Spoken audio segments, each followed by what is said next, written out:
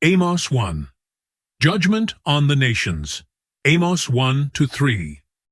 The words of Amos, who was among the sheep-breeders of Tekoa, which he saw concerning Israel in the days of Uzziah king of Judah, and in the days of Jeroboam the son of Joash, king of Israel, 2 years before the earthquake. The words of Amos. This book of the prophet Amos is the only mention we have of this man in the Old Testament.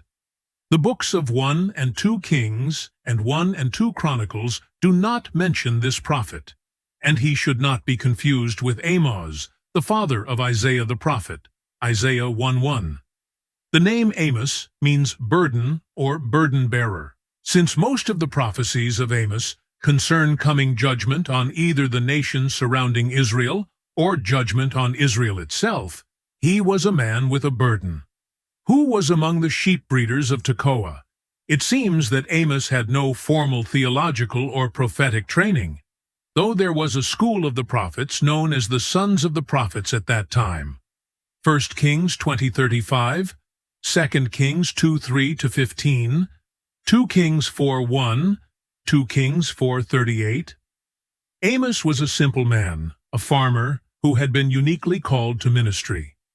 Amos spoke of his background and calling in Amos 7:14-15.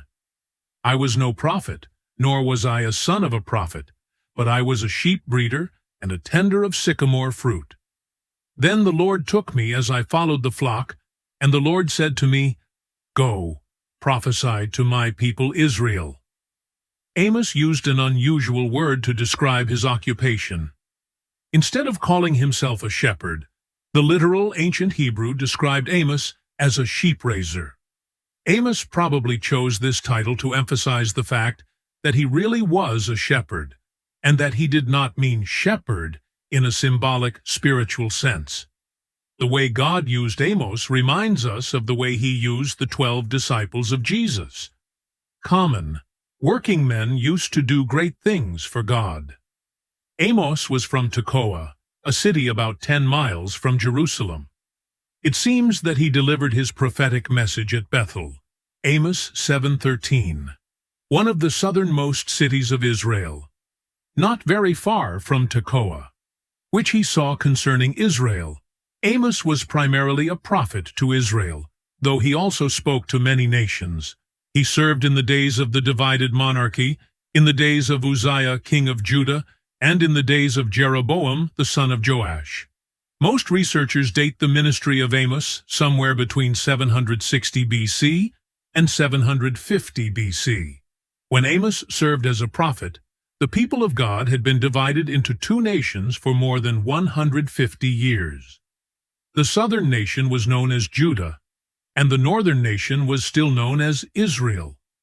During the period of the divided monarchy, the southern kingdom of Judah saw a succession of kings, some godly and some ungodly.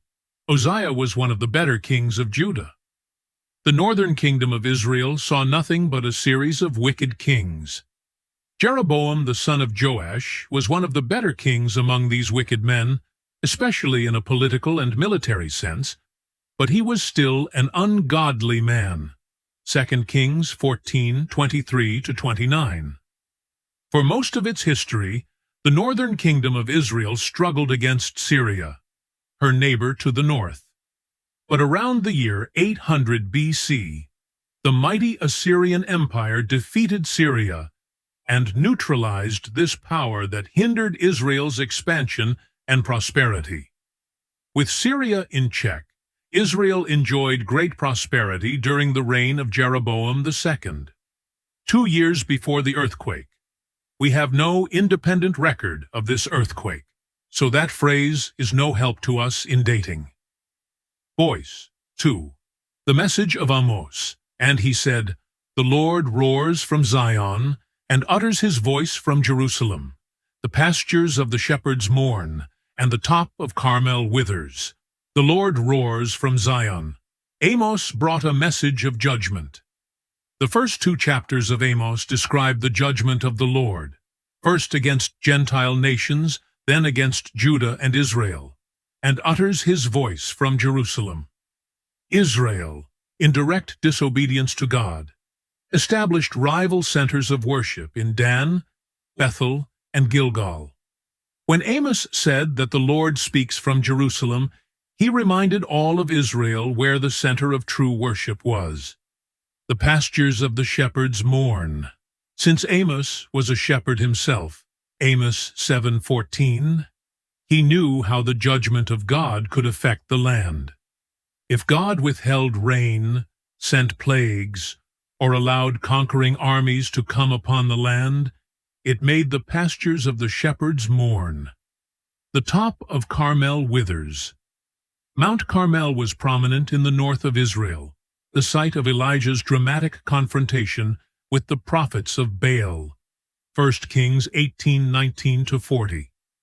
Since Elijah served before the time of Amos, it may be that Amos was reminding Israel of this victory of the Lord God over idolatry.